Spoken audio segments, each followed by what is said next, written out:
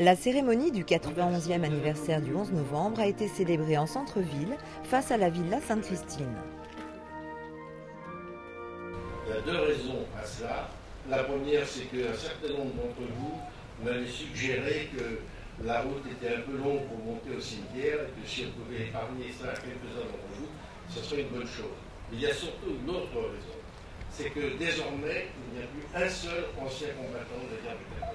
Ils ont tous disparu.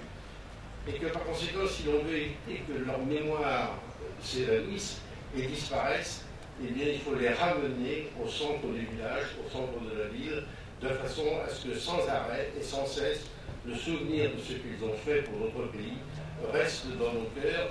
Et je pense notamment aux jeunes enfants qui sont là aujourd'hui, et je les remercie avec leurs directeurs et leurs enseignants d'être là parce que ce sont eux qui porteront le loin dans le temps le message de ce message, de ce courage de tous nos soldats de la guerre des 14. Cette cérémonie a réuni de nombreux Verriérois, les enfants des écoles, leurs enseignants, les jeunes sapeurs-pompiers de l'Essonne, ainsi que les chorales Tutti Voce et Arte Musica. Après les dépôts de gerbes,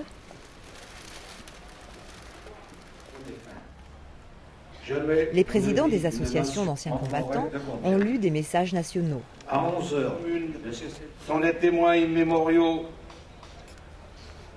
Aujourd'hui... Puis Bernard Mancienne s'est exprimé. Et puis, il y avait un deuxième message aujourd'hui, je crois, qui était important. C'est celui qui est célébré aujourd'hui à Paris, c'est celui de la réconciliation. Alors, bien sûr, entre la France et l'Allemagne, c'est vrai que depuis 60 ans, les choses se sont bien améliorées. Mais aujourd'hui, je crois que le président de la République et la chancelière de l'État allemand ont voulu marquer cette réconciliation parce que je crois qu'elle est capitale et qu'elle est capitale pour la construction de l'Europe. Aux armes, citoyens, formez vos bataillons. Ensuite, Monsieur le maire, accompagné de Thomas Joly, conseiller général et premier adjoint au maire, a remercié les enfants, les porte-drapeaux ainsi que tous les participants. La matinée s'est achevée dans la Villa Sainte-Christine avec la remise des diplômes de médaille d'honneur du travail.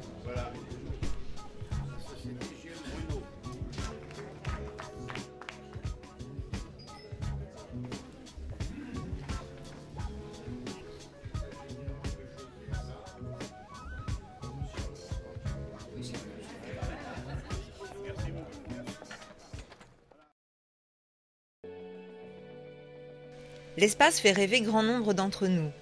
La semaine spatiale organisée par la ville et le Centre national d'études spatiales est un bon prétexte pour avoir le nez dans les étoiles et la tête dans les nuages.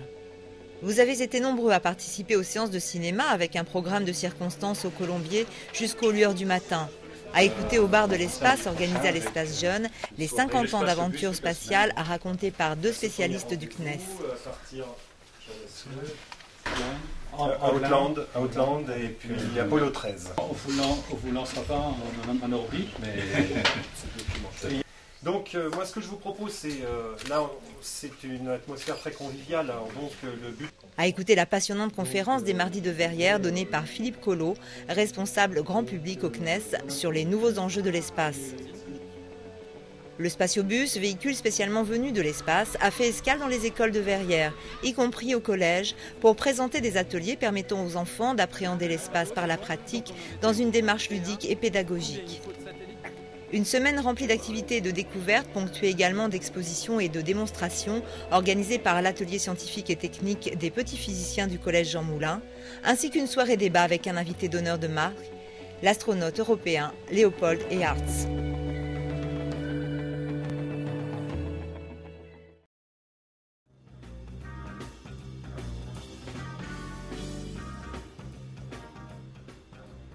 Bonjour à tous. Cela fait 1 mois et demi que vous n'êtes pas venu à l'Orangerie, et cela doit vous manquer. Voici une belle occasion de retrouver ce lieu dédié aux artistes. Et cette fois-ci, des artistes bien particuliers, des architectes. Philippe Meurice est allé les chercher aux 4 coins de la France. Il est même allé jusqu'en Suisse.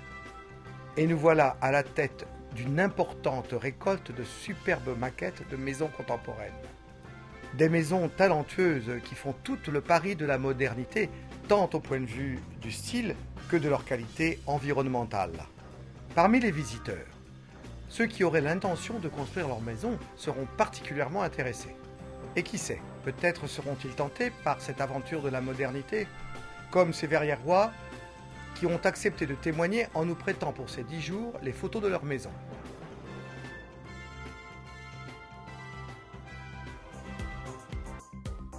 Une exposition originale, Maison et modernité, vous attend à l'Orangerie du 13 au 22 novembre sur le thème de l'architecture contemporaine. Le comité de l'Orangerie, sur une idée de Philippe Meurice, a fait appel à des architectes de renom sélectionnés en partenariat avec la revue Architecture à vivre. Beaucoup d'entre eux ont répondu avec enthousiasme et c'est près de 50 maquettes de maisons contemporaines qui seront présentées. Belles, très créatives et très modernes, elles répondent aux critères nouveaux et indispensables que nous impose la préservation de la planète.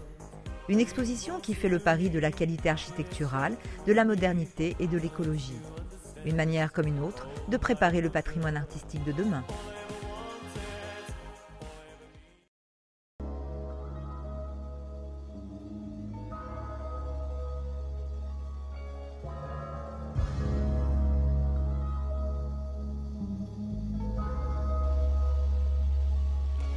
Nous vous attendons nombreux à la traditionnelle vente d'automne de la paroisse de Verrières qui se déroulera les 27, 28 et 29 novembre prochains au centre Saint-André.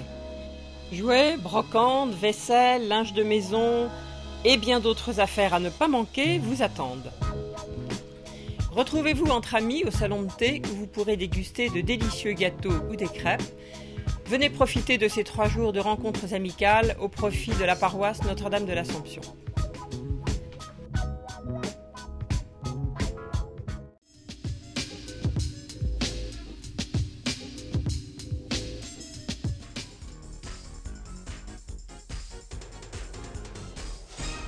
Le 17 novembre à 14h15, les Mardis de Verrières vous proposent une conférence d'Alain Sevin, directeur de recherche au CNRS, dont le thème sera « Des molécules et des hommes ».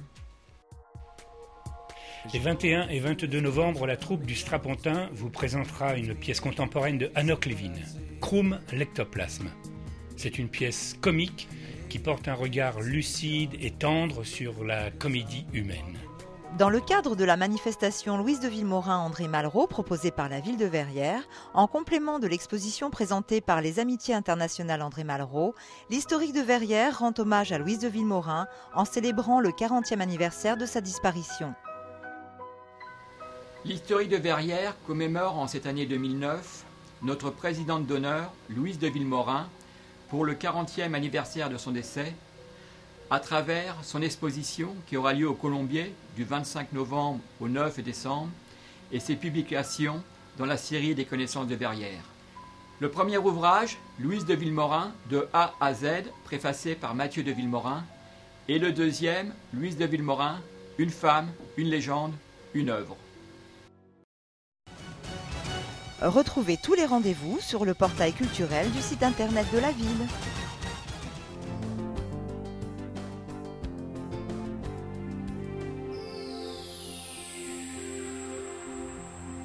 Retrouvez les portails jeunes, culture, associations, famille et économique sur le site internet de la ville.